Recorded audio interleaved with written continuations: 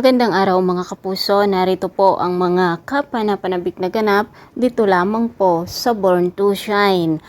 At talaga namang napakagaling ang Yumi mga kapuso dahil nga successful ang kanilang pagpe-perform dito sa Pizza Rap. At proud na proud nga itong si Perry dahil nga napatayo pa siya para sabihin na talagang napakagaling ang kanilang anak na si Jenny.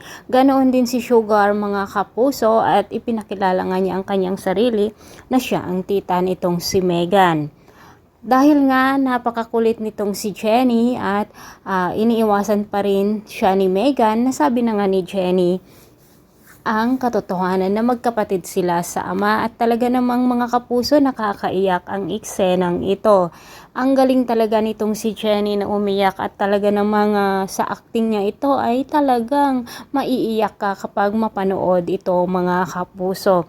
Pero napakatigas ang puso ni Megan dahil nga sinabi niya na hindi niya kailanman matatanggap na kapatid si Jenny dahil aagawin daw niya ang lahat na dapat ay para sa kanya. Kaya't umiiyak si Jenny at sinanong kung ano ang kanyang naging kasalanan. Sinabi nga ni Megan na kasalanan niya na nabuhay siya at kasalanan niya na simple ngayon ang kanilang pamumuhay dahil nga siya daw lagi ang nakikita ng kanilang mga fans. Samantala mga kapuso, hindi naman inaasahan ang pagkakataon na magkabangga sina Sugar at Minchi.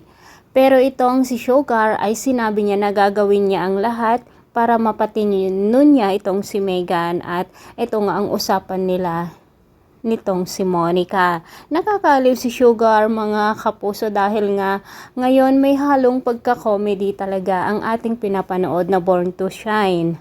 At sa pag-uusap nga sila ni Jenny, tinanong nga ni Jenny kung magka-close sila noon dito kay Dio Halari. Sinabi nga ni Sugar na magka-close nga silang magpinsan at natanong nga ni Sugar kung bakit niya ito na itanong.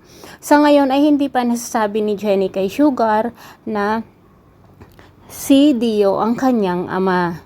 Samantala, nagtataka naman si Monica kung bakit nagpunta agad-agad sila Dara at Amelia sa Japan na hindi nila ito nalalaman at hindi nila alam kung ano ang dahilan. Walang nakakaalam kung ano ang dahilan dahil nga dito sa pagpapagamot ni Amelia dahil ayaw ipaalam ni Amelia sa mga tao na meron siyang sakit na kanser. Mga kapuso, dahil nalalapit na nga ang birthday nitong si Jenny ay napagdesisyonan ng buong Yumi team na magkakaroon sila ng malaking big event o malaking selebrasyon.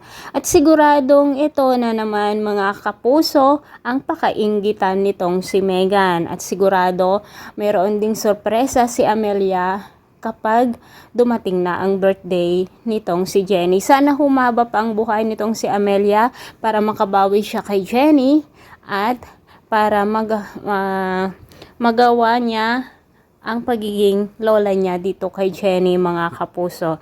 Maraming salamat mga kapuso sa walang sawang pagsubaybay. See you on my next video. Bye bye. God bless.